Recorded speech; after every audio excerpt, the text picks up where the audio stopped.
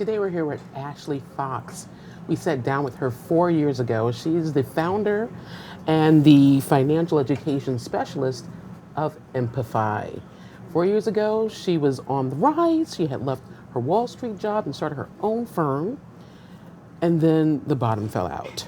What happened? And now she's back. So she's back on the rise. Tell me about your journey. No one tells you when you start a business, money doesn't come every 2 weeks. And so I still operated like I had a job. But when money wasn't coming consistently, I was still making bad decisions. I still invested, but I didn't make the right decisions. So I got kicked out of my apartment, maxed out credit cards, overdrawn bank accounts, and I moved back to my parents' house on their couch. And I lived there for 2 years. But I still believe that God put me here for a greater purpose. I knew the opportunities I was given working on Wall Street, my college experience. I knew I had information and I wanted to give it to the world Wall Street wouldn't talk to. And so with that vision in mind, I created EMPIFY, which is the word empower and modify merged together, because I want to give financial education. But it's one thing to get information and lack inspiration. I wanted to then empower people, strengthen them from within so that they believe they can be wealthy and take this knowledge and do something. And by doing that, it creates a change, which is where Modify comes from. And I'm very big on changing our mindset, and that'll change our bank accounts. And I understand that you're focusing now on students. Yes. You're in schools in Philly, you're in the Bronx. Yes. I even asked my daughter, trying to be an Ashley Fox wannabe, I asked her, if you had your first $1,000, what would you do? And she said, buy shoes. What would you tell someone if they had their first money? What should they do with it? So I think the first thing you need to do is pay yourself first, because you matter. And by your daughter buying those shoes, she's making somebody else wealthy. And so I think it's taking care of us first. And I'm not saying don't go buy the shoes, because I like shoes too.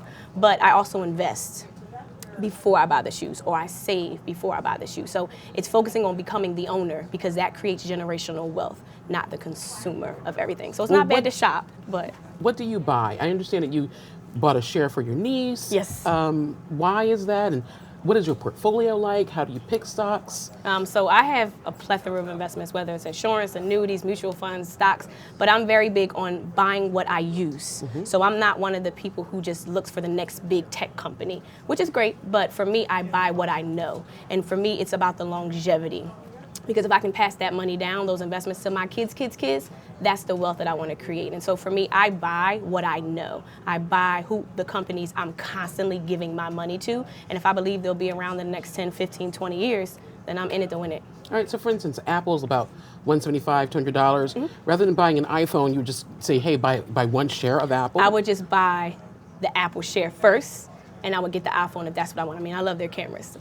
So for me, I think we get consumed with the fact that we need millions of dollars to invest, not realizing that the Apple share costs less than the actual phone. And so why not do both? I'm not saying don't spend money, but why not put money in something that has a potential to grow your net worth, whereas buying something actually decreases your net worth? Right. I understand that you took EMPIFY internationally. I know that you have like 200 clients and you've invested more than $1.5 million of their money. So where did you go? I understand it was Morocco. Yes. What did you say? And is there a different mindset between what's happening in Morocco versus how to invest in the U.S.? So I think whether you are in the U.S., outside the U.S., no matter the color of your skin or your gender, it's a mindset. And I realized I can give you all the information in the world, but you have to, one, be ready to receive it and ready to take action. So there were people all over the world in Morocco when I was teaching. It was my wealth building session. So focusing again on, we don't always have to spend, ladies. Let's also invest as well. But I realized that it's not about where we're from. It's about the mindset and the value we place on becoming wealthy and creating generational wealth within our families. And what do you think is the mindset, let's say, of someone from the inner city schools that you service versus someone from a private school? And what is holding back African Americans specifically from investing? Is it fear? Is it is it some type of social economic, boogeyman that's holding us back? So I think it's a bunch of things. I think it's all internal, though. Again, if we don't believe we're wealthy, if we don't believe that we are amazing, that's a direct reflection of how we operate in all aspects of life. So for me, realizing that my students aspire to be things that their parents are. They don't think they can be that next billionaire because in their neighborhoods there's no billionaires. For me, I've worked with billionaires. I've been in rooms with millionaires working on Wall Street, and so that made me realize I deserve to be on Wall Street. I deserve to be wealthy. I deserve to have a lot of money. But I think if we're not surrounded by it, we just associate our reality with who we are as people. And I think when you strengthen people from within and let them know you are amazing, you are great, you deserve to be wealthy, and just because you started this way, that doesn't mean you have to end this way. And so it's more instilling in their minds, you're amazing, and you can be wealthy, and these are the tools to do it, despite how you grew up. I think you having come from a high salary figure on Wall Street and then taking a leap of faith, going out there, pretty much falling on your butt, going back to mom and dad, and then just building up again, you're rising from the ashes. I think that's a testimony of not focusing on what you're lacking. Right, and I think a lot of people focus on what's missing from their life, and they're not taking full pride and full appreciation in what they have. Right. How would you address that? And do you feel that that too is what's missing in terms of people investing? And I think we are what we attract what we are. Yes. And who we are. So if I'm always focusing, oh my gosh, I have bills, all I'm going to get is bills, bills, bills. But for me, I focus on being wealthy. I put myself in a position to feel uncomfortable because I know one day this will be the life that I want. Not even just associated with money, but I think we have to put ourselves in position and get exposure to see what is out there, what is possible. But we have this like mindset that wealth is only associated with people with lots of money, where wealth has no color. And I think we have to gradually start small. So if that means investing $25 a month, let's do $25 a month for the rest of your life. I would rather that than do nothing at all. So we have to remove the I need a bunch of money, when you can start small and gradually grow, and you're driven by the progress. Once you see you can do it, it's no longer a fear. You want to do more and more and more. And that's kind of how I got started. I want to talk about the social economic impact of a person's upbringing and where they are and what they see. What do you tell the kid from, let's say, Newark, New Jersey, where I'm from, Okay. who wants to, I guess they call it sling hash in a trap house, who want to, throw them bricks and roll those rolls or whatever they're doing.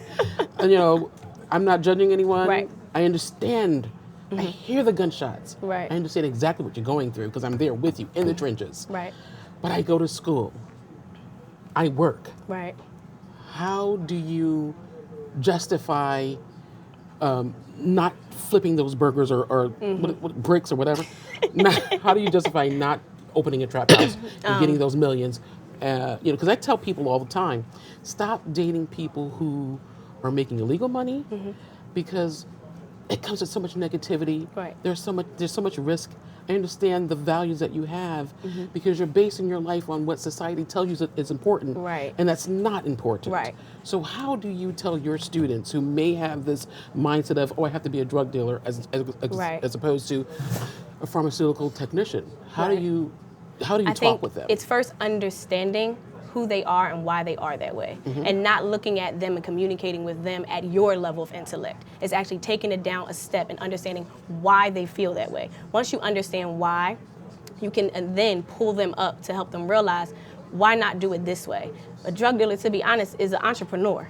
So let's channel that energy to something more positive, something that you're actually great at, or what is something that you love. For instance, one of my students said they wanted to be a chef yesterday. Wow. What about owning the restaurant and hiring a bunch of chefs? We don't teach our children the value of ownership. We don't always have to work for the institution. Maybe you are great enough to create the institution. And not even just telling them in the classroom. We actually have a Wall Street tour that we're doing in partnership with the Good Measure Foundation, where we took one group of students last year to Wall Street, but now we're taking 4 groups of students. So letting them realize and see, this is New York City. You don't have to just be confined in the 4 walls that you grew up in.